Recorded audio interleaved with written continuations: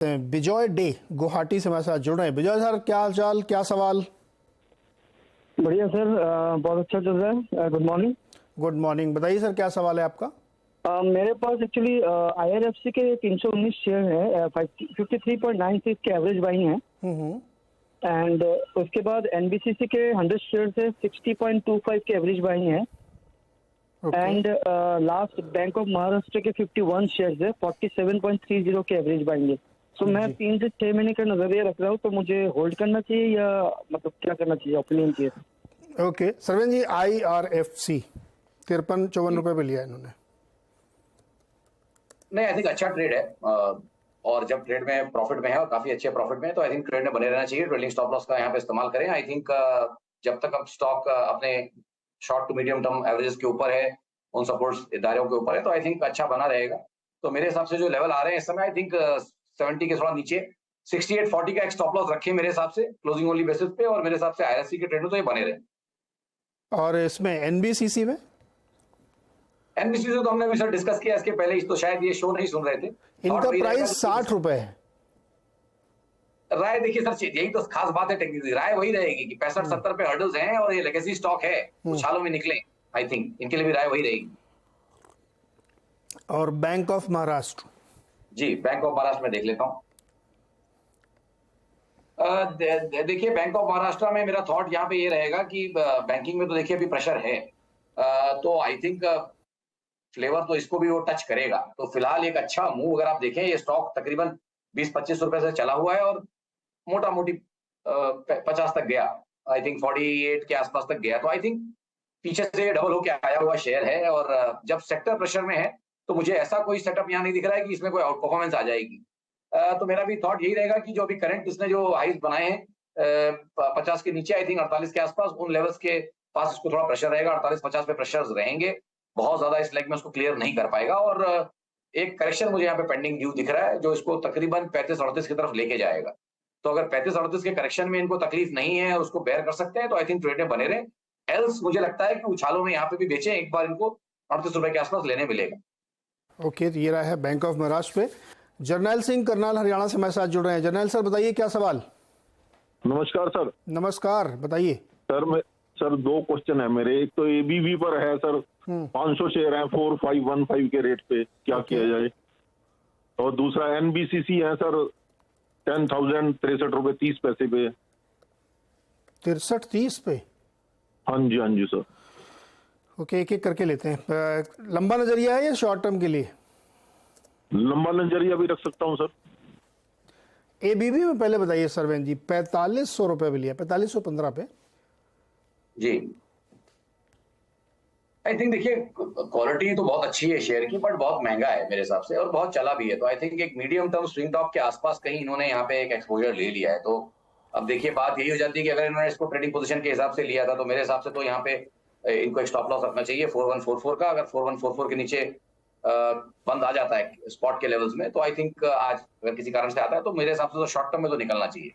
बाकी अगर इस ट्रेड को ये 12-24 महीने प्लस कैरी करना चाहते हैं, तो फिर बात अलग हो जाती है। स्टॉक अच्छा है, उस केस में चाहें तो फिर बने रह सकते हैं, बट फिर उस केस में इनको ड्रॉडाउन भी समझ में आना चाहिए कि 3800 तक, 3800 3750 3800 तक की भी जगह यहाँ पे है। तो आई थिंक अगर वो सब पेन ये झेलने को रेडी है लॉन्ग रन में, तो फिर ट्रेड में बने रहे। एल्स 4144 के स्टॉप लॉस लगा के क्लोजिंग ओनली बेसिस पे इसमें से निकल जाए। बड़ा करीब है इनका स्टॉप लॉस 4144। हाँ बिल्कुल बिल्कुल बिल्कुल सही टाइम पे आए हैं, एकदम स्टॉप लॉस के पास आए हैं। तो मेरे लिए भी थोड़ा काफी इजी रहा इनको देना है, मतलब इनके लिए भी इजी है ये सोच कि अगर आज इसके नीचे बंद आता है तो शॉर्ट टर्म में निकलना चाहिए।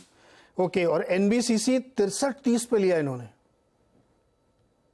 देखिए ये एक जमाने का डार्लिंग शेयर था, और डार्लिंग शेयर्स के देखिए जब फिर कई बार कंसेंसस बाय होता है तो चल नहीं पाता। ये स्टॉक 2017 में ही टॉप आउट हो गया, उसके बाद से बाजार इतना चल चुका है और ये अभी भी हार्डली 38-40% रिट्रेसमेंट किया उस डिक्लाइन का, जहां ये 150-160 के आसपास से गिरा था, 150 के आसपास से, और नीचे में 20-25 रुपए तक गया था। तो उस पुलबैक के 30-40% पुलबैक पे ये है। इन एरियाज पे थोड़ी प्रेशर आती रहेगी, मुझे ऐसा लगता है। इनके लेवल्स जो हैं वो भी आई थिंक रेजिस्टेंस एरियाज के आसपास है। 65-70 पे मुझे बहुत हर्डल्स लगते हैं। तो आई थिंक अगर उछाल मिले तो मेरे हिसाब से थोड़ा यहाँ से उछाल किसी कारण से मिले 65-70 की तरफ, तो मेरे हिसाब से एक बार निकल जाए। काफी लेगेसी स्टॉक है, काफी प्रेशर आता रहेगा इसमें। एक ही शेयर में जब बहुत सारे लोग फिदा हो जाए ना तो फिर उसके लिए मुश्किल होती है। इसको अंग्रेजी में कहते हैं क्राउडेड ट्रेड से थोड़ा बचना चाहिए। चलिए अगला सवाल फटाफट लेते। जनरल जी ध्यान रखिएगा स्टॉप लॉस। आलोक कुमार है समस्तीपुर से हमारे साथ जुड़ रहे हैं। आलोक जी नमस्कार, बताइए सर। जी नमस्कार सर। सुजलॉन का सर पे 25 रुपया 50 पे है 1000 शेयर। शॉर्ट टर्म का सर ये है। शॉर्ट टर्म मतलब कितने दिन? 2 मंथ 3 मंथ 2-3 महीना। सरवेन जी 25.5 और 25-27 एकदम करीबी मामला है इनका। 2-3 महीने का नजरिया है सुजलॉन में क्या? देखिए नीरज जी, आप तो जानते हैं ये भी लेगेसी स्टॉक था, एक जमाने में लेगेसी स्टॉक ही है और पेनी स्टॉक भी था और कई सर्किटों में आता जाता था एक जमानों में। आजकल थोड़ा सा ट्रेडिंग शुरू हो गई है, लेकिन पिछले 15-20 दिन में अगर मैं जाके देखूं तो 3 तो अपर सर्किट मार चुका है। आई थिंक ये circuit up circuit down stocks में हमेशा तकलीफ रहती है और साथ में आप ऐड कर लें कि एक जमाना ये पेनी स्टॉक भी रहा है, लेगेसी स्टॉक भी रहा है और बहुत ज्यादा फेवरेट रहा है एक जमाने में और आज भी किन्हीं कारणों से फेवरेट तो बहुत रहता है। तो देखिए मेरे तो एक्टिव बहुत ज्यादा मेरे पसंदीदा स्टॉकों में से नहीं है, बट मैं इनको एक रेंज दे सकता हूँ। आई थिंक फिलहाल जो मुझे रेंज दिख रही है इमीडिएट बेसिस पे मुझे लग रही है कि 20 से लेके एक 26-27 रुपए तक की रेंज रहेगी। इन रेंजेस में ही रहेगा आइडली। ब्रेकआउट अपसाइड हुआ 27 के पार तो मे बी 32-33 के लेवल्स आ सकते हैं और नीचे में जब 20 तोड़ेगा तो वीक हो जाएगा। तो आई थिंक ब्रॉडली एक रेंज पकड़ के चले 20 से 27 की। ओके 20 से 27 के बीच में आपको अपना ट्रेड सेट कर लेना है या सेट ऑफ कर लेना है। अगला सवाल है राजकुमार ओझा बीकानेर राजस्थान से। राजकुमार जी नमस्कार। सर नमस्कार सर। बताओ सर। सर राजकुमार ओझा बोल रहा हूँ बीकानेर से। नीरज सर मैं आपका बहुत बड़ा फैन हूँ और आपकी सभी टीम का पूरा फैन हूँ। अनुज सर, सब बॉम्बे वाले सर, सबका फैन हूँ सर। बहुत बहुत शुक्रिया सर। मैं हमेशा आपको देखकर एनर्जी मिलती है मुझे, इसके लिए धन्यवाद सर। जी सर। और मेरा सवाल तो पहले ये था, मैंने अडानी ग्रीन के बारे में पूछा था सर। अडानी ग्रीन की मेरी 1143 की परचेज है सर, 60 शेयर है, तो इसके बारे में थोड़ी राय दीजिए सर। एवरेज करूं क्या करूं? ओके अडानी ग्रीन 1143 की खरीद है राजकुमार जी की। सरवन जी अडानी ग्रीन 1143 पे खरीदा और आजकल बहुत सारी इसमें डील्स वगैरह भी हो रही हैं, क्या राय बनती है आपकी? देखिए खबरों के घेरों में रहता हुआ स्टॉक है, ग्रुप भी था, ग्रुप के काफी सारे स्टॉक्स तो थोड़ा इंप्रूव हो गए और सेटअप उनके थोड़े इंप्रूव हो गए, बट ये आप देखिए सर्किटों में जो गिरा उसके बाद ये भी रिट्रेसमेंट के 30-40% लेग के नीचे ही चल रहा है। तो I think with in that space, with in that group also I think ये सारे स्टॉकों में वीक नाम है, क्योंकि सबसे वीक बाउंस इसी में आया है मेरे हिसाब से। तो आई थिंक मुझे नहीं लगता कि बहुत ज्यादा ये 1125-1150 के ऊपर टिक पाएगा जब तक उन दायरों को क्लियर नहीं करता। यहाँ पे रुझान पॉजिटिव नहीं होगा मीडियम टू लॉन्ग टर्म। तो आई थिंक राय यही रहेगी कि उछालों में निकल जाए। 1150 का एक लेवल है, जब तक उसके ऊपर नहीं जाता तब तक बायस नेगेटिव है। तो भाई ओझा साहब अगर कोई उछाल मिले तो उसमें कुछ समय के लिए निकल जाएगी, जब न्यूज़ जब ठंडी पड़ जाए तब इसमें एंट्री मारनी चाहिए अडानी ग्रीन में। चलिए अगला सवाल पे तरफ पढ़ते हैं। संदीप कुमार मुजफ्फरनगर उत्तर प्रदेश से हमारे साथ जुड़ रहे हैं। संदीप जी बताइए। Good morning sir. Good morning sir मेरे पास वेदांता के 130 शेयर है जिसका प्राइस है 270 रुपये 70 पैसे। ओके तो सर इसको 3 से 6 महीने होल्ड करना चाहता हूँ अभी। तो इसमें सर क्या पोजीशन करनी, क्या और लेना है मुझे एवरेज करने के लिए, तो किस प्राइस पे लेना है? सरवन जी वेदांता पे एक तो करंट प्राइस पे क्या स्ट्रेटजी है, क्या और बाई करना चाहिए? दूसरा इनका प्राइस है 271 रुपये और मेटल का एक डिफरेंट साइकिल इस समय हम लोग देख रहे हैं जी। तो सवाल ये कि क्या एवरेज करें या इसी प्राइस पे बने रहें और उछालों पे निकले? देखिए नीरज जी, इनको शो रेगुलरली थोड़ा देखना चाहिए। वेदांता तो बहुत बार डिस्कस हुआ है बीच में और हमेशा यही मेंटेन किया है कि मेटल स्पेस में सबसे वीकेस्ट स्टॉक है। जब मेटल इंडेक्स हाई बना रहा था उस समय अपना 52 वीक लो तोड़ रहा था और थॉट यही दिया है 240 पे भी 245 पे भी कि भाई उछालों में एक बार निकले। रिस्क इसमें 200-210 तक का था, तो आई थिंक अभी भी वो रिस्क इंटैक्ट ही है कि 200-210 तक के लेवल्स ये स्टॉक छुएगा, ऐसा रिस्क अभी भी मेंटेन्ड है। तो अब इनकी ट्रेडिंग पोजीशन है, ये ट्रेडिंग पोजीशन के हिसाब से इन्होंने इसमें बहुत ज्यादा ड्रॉडाउन ले लिया है। आप अपनी ट्रेडिंग पोजीशन में 6-8% से ऊपर, ये बहुत ज्यादा बोल दिया मैंने, ट्रेडिंग पोजीशन पे भी 6-8% बहुत ज्यादा होता है। इससे ज्यादा भी आप क्या ड्रॉडाउन लेंगे? तो आपने बहुत ज्यादा ड्रॉडाउन ले लिया है मेरे हिसाब से। तो आपका मोटा मोटी ड्रॉडाउन ऑलमोस्ट 20% या उससे थोड़ा सा ज्यादा हो गया है। तो ये तो आपने ट्रेड को ऑलरेडी लॉन्ग टर्म बना लिया है। तो अब मैं इनको क्या बोलूं? आई थिंक ये इनका ट्रेड ऑटोमेटिकली लॉन्ग टर्म बन गया है। इन तरह से तो मैं इनको बेचने तो नहीं बोल सकता और एक 10-15-20 रुपए का रिस्क हो सकता है। तो आई थिंक ट्रेड में बने रहे। अब इतना पेन बेयर किया है तो बने रहे और बीच बीच में इसमें राय लेते रहे। जी, तो एक छोटा सा ब्रेक लेना है, लेकिन फिर लौट के आगे सवाल जवाब करेंगे। एक जाते तक जानकारी आपको दे, अहम जानकारी है कि आज रात 8:30 बजे न्यूज़ 18 इंडिया में देखिए हमारी खास पेशकश संजीवनी, समय पर कैंसर स्क्रीनिंग आपको आने वाले खतरे से बचा सकती है। नियमित स्क्रीनिंग के जरिए कैंसर को पहले ही पहचाना जा सकता है। जिंदगी बचाने और एक स्वस्थ भविष्य को बढ़ावा देने की हमारी इस खास मुहिम में जुड़ी है हमारे साथ फेडरल बैंक और न्यूज़ 18 की खास पेशकश संजीवनी, आज रात 8:50 पर।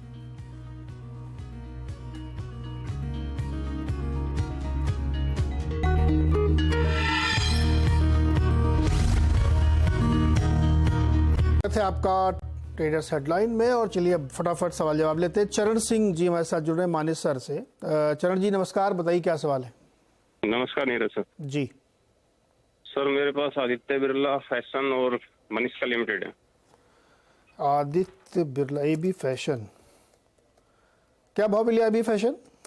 221 पे। 221 पर। कब तक रुकने का मूड है इसमें? नहीं अभी चलेगा सर, देखो अभी तो आगे सीजन भी आना है इसका, अभी सर्दियों में यही इसका मैं तो इस हिसाब से लिया है। आगे नहीं, कितने समय के लिए लिया आपने? साल भर तक सर। दोनों? जी सर। ओके सरवेन जी, मानकसिया और एबी फैशन। जी देखिए, मेरा थॉट यहाँ पे ये है एबी फैशन के लिए कि भाई देखिए अपने लॉन्ग टर्म दायरों से थोड़ा सा अटकता हुआ स्टॉक है, और अगेन वीक स्टॉक है, मतलब बाउंस इसमें बिल्कुल नहीं आया है जब बाजार इतना चला है। तो आई थिंक मुझे तो मीडियम टू लॉन्ग टर्म अभी बायस नेगेटिव अपने लॉन्गर टर्म एवरेजेस या अपने लॉन्गर टर्म सपोर्ट्स के नीचे है। जब तक मुझे नहीं लग, जब तक 240 को डिसाइसिवली क्लियर नहीं करेगा, आई थिंक मोटा मोटी यहाँ पे एक रेंज रहेगी 195 से लेके 235 तक की एक रेंज रहेगी। 240 क्रूशियल है फॉर अ ट्रेंड चेंज। तो ट्रेंड अभी इसका नीचे है, मीडियम लॉन्ग टर्म आप देखें सारे ट्रेंड्स इसके नीचे हैं दोनों, और 240 के ऊपर एक ट्रेंड चेंज यहाँ पे आएगा। तो मेरे हिसाब से अगर इस दायरे को ये झेल सकते हैं 195 to 230 तक, इसमें टाइम लगेगा, तो आई थिंक ट्रेंड में बने रहें। और जहां तक रही इनके दूसरे स्टॉक की बात, मैं उसका चार्ट पुल अप करने की कोशिश कर रहा हूँ, मेरे लिए थोड़ा सा नया स्टॉक है ये, मैं चार्ट पुल अप उसका करने की कोशिश कर रहा हूँ। तो मुझे आई थिंक ये चार्ट नहीं मिल पा रहा है, तो मुझे इसको पास करना पड़ेगा। ओके चलिए, इस पे चार्ट नहीं मिल रहा तो इसको छोड़ देते हैं। अगला सवाल लेते हैं राजेश मैथिल से, इंदौर मध्य प्रदेश हमारे साथ जुड़ रहे हैं। राजेश जी नमस्कार, सवाल पूछिए सर। नीरज जी नमस्कार जी। सर मेरे पास कोचिन शिपयार्ड है 250 शेयर और एट द रेट ऑफ 1075, और एक टीवीएस सप्लाई चेन है 300 share at the rate of 254 रुपये। तो दोनों का शॉर्ट टर्म टारगेट मालूम करना पड़ेगा, क्या करना है इसमें? सर कोचिन का तो अभी पता चल जाता है, लेकिन टीवीएस में दिक्कत है सर, अभी तो लिस्ट हुआ है 15 दिन पहले, अब इसके चार्ट बनाएंगे तो अभी शॉर्ट टर्म कैसे पता चलेगा। कोचिन शिपयार्ड देखते हैं, 250 शेयर है 10.75 पे, अभी चल रहा है 9.75। सरवेन जी। नहीं देखिए, इन्होंने भी एक स्ट्रॉन्ग मिड टर्म एक स्विंग टॉप बाय किया है, और इस मंथ का जो मंथली कैंडल फिलहाल जो बन रहा है ये कोई बहुत अच्छा एक कैंडल नहीं बन रहा है। अभी एक 4-5 दिन और ट्रेडिंग रह गई है, बट आई थिंक इसका एक कैंडल जो बन रहा है स्लाइटली बेरिश कनोटेशन अभी फिलहाल दे रहा है। बट अब मैं इनको यही बोलूंगा, अगर इनका ये ट्रेड इनको लॉन्ग टर्म ही पकड़ के चलना पड़ेगा, क्योंकि वैसे तो काफी ड्रॉडाउन इसमें ऑलरेडी इनका हो गया है। तो आई थिंक इसको इनको टाइम देना पड़ेगा, अगर इसमें इनको थोड़ा सा कमाने का उम्मीद है और रिकवरी की उम्मीद है तो थोड़ा टाइम देना पड़ेगा। मेरे हिसाब से अब जो मुझे इंपॉर्टेंट यहाँ पे लेवल्स दिख रहे हैं, जो पीछे इसका स्विंग टॉप का एक जो ब्रेकआउट हुआ था तकरीबन 900-920 के आसपास, आई थिंक उन एरियाज पे अब सपोर्ट है। तो आई थिंक जो भी सपोर्ट्स हैं वो 900-920 के आसपास हैं, और इस मंथली कैंडल के बाद मेरी इनको राय रहेगी कि फर्स्ट वीक में 1-2-3 तारीख को फोन कर ले, तो वहां पे जो रीडिंग्स वीकली मंथली जो रीडिंग्स बन जाएंगी और क्वार्टरली रीडिंग्स इस बार बन रही हैं, तो शायद इनको और इसमें थोड़ी क्लैरिटी मैं दे पाऊं। बट फिलहाल के लिए मुझे लगता है कि यहाँ पे एक 900-920 तक का रिस्क बना हुआ है। 900-920 तक का रिस्क है इसमें, तो खैर ये अच्छा ज़्यादा एक क्वेश्चन आपसे लेना है सर। ये ब्लू स्टार आज फिर 5% ऊपर है, 935 हो गया है जी, क्या राय है इसमें? देखिए बहुत बढ़िया कंपनी है, बढ़िया स्टॉक है, इसमें कोई डाउट नहीं है। बट थॉट यहाँ पे भी यही रहेगा, क्योंकि न्यूज आ गई, buy on rumour sell on news, एक वो कंसेप्ट आ गया, प्लस वैसे ही स्टॉक काफी बढ़िया चला हुआ है, 700 वाला ऑलरेडी 950 हो गया है। तो आई थिंक जिनके पास है वो बने रहे, नए रिस्क रिवॉर्ड तो यहाँ से नहीं उभर रहे हैं, बट जिनके पास है आई थिंक उनको बने रहना चाहिए और मेरे हिसाब से आपका स्टॉप थोड़ा सा वाइड करके रखें और आई थिंक तकरीबन 850 से 860 के एरियाज में कहीं एक स्टॉप लॉस रखें ट्रेलिंग और मेरे हिसाब से ट्रेड में बने रहें। ओके, तो इसमें ट्रेड में बने रहिए। सरवीन जी शुक्रिया बहुत जुड़ने के लिए और बहुत धन्यवाद नीरज जी, दर्शकों की मदद करने के लिए। ब्रेक लेना है यहाँ पे इसके बाद देखिए आप खिलाड़ी नंबर 1 और इस बीच मार्केट में 40-40 पॉइंट की करीब गिरावट है निफ्टी में और 136, तो वीकनेस तो है लेकिन थोड़ा सा एक रेंज बनाने की कोशिश कर रहा है। बता दें कि मनी कंट्रोल पर दिए गए विचार एक्सपर्ट्स के अपने निजी विचार होते हैं। वेबसाइट या मैनेजमेंट इसके लिए उत्तरदायी नहीं है। यूजर्स को मनी कंट्रोल की सलाह है कि कोई भी निवेश निर्णय लेने से पहले सर्टिफाइड एक्सपर्ट की सलाह लें।